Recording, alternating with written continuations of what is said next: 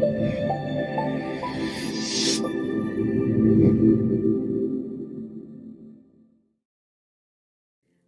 para guru kebanggaan Indonesia, jumpa kembali di pelatihan membangun dan memperkuat keterampilan interpersonal.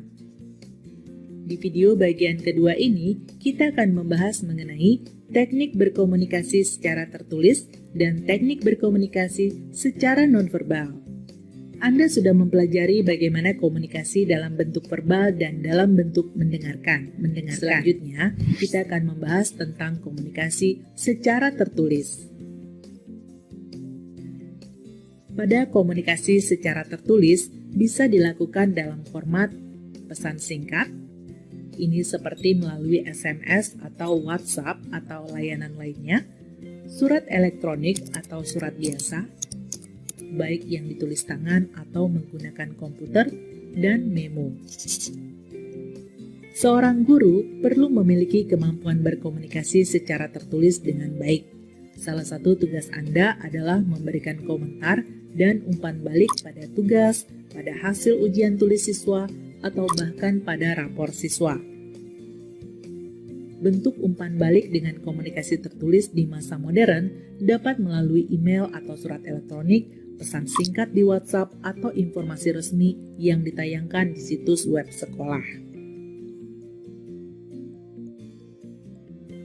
Dalam komunikasi tertulis ini, rambu-rambu dan etikanya kurang lebih sama dengan komunikasi verbal. Ketika memberikan umpan balik tertulis kepada siswa, Anda tidak boleh memberikan komentar yang menghancurkan harapan siswa, sehingga menjadikan mereka demotivasi untuk belajar. Berikut adalah contoh bagaimana memberikan komentar tertulis kepada siswa. Ini adalah contoh komentar untuk siswa yang sudah memenuhi harapan guru.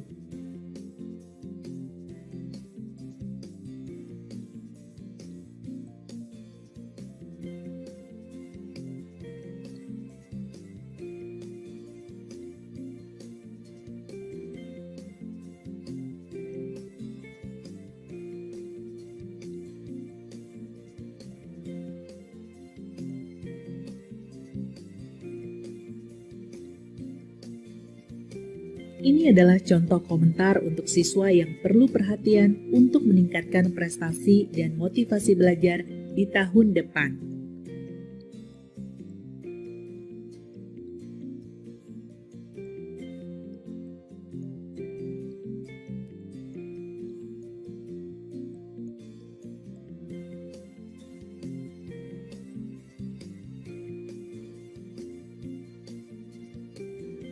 Sedangkan ini adalah contoh komentar untuk siswa yang melalui tahun ini dengan kerja keras dan butuh dukungan.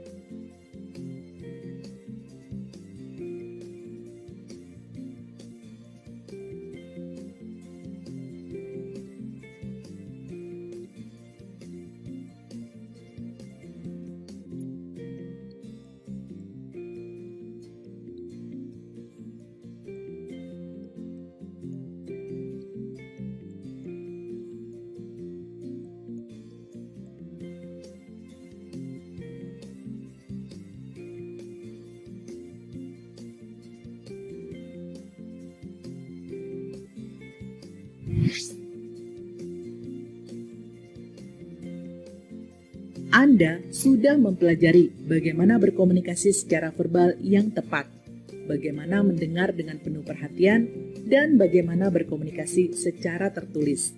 Selanjutnya, masih ada satu bentuk komunikasi yang perlu Anda kuasai, yaitu komunikasi nonverbal. Komunikasi nonverbal disebut juga bahasa manual. Ini merupakan proses mengirim dan menerima pesan tanpa menggunakan kata-kata, baik lisan maupun tulisan. Komunikasi nonverbal bisa disampaikan melalui ekspresi wajah dan tatapan mata, vokal meliputi volume suara, kecepatan berbicara, dan intonasi, gestur tubuh, waktu dan artefak yang ada di sekitarnya. Perhatikan gambar-gambar ini. Berdasarkan ekspresi wajah dan tatapan matanya, Anda bisa membedakan mana pesan yang disampaikan oleh wajah-wajah ini bukan?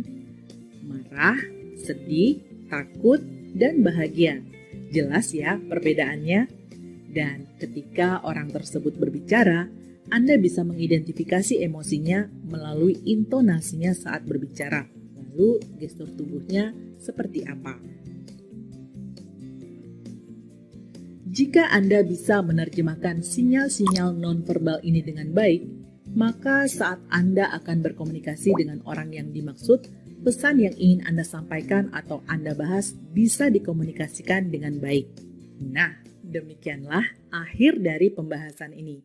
Dengan mengembangkan kemampuan mendengarkan, menulis, dan memahami bahasa nonverbal dapat memperkuat kemampuan interpersonal Anda.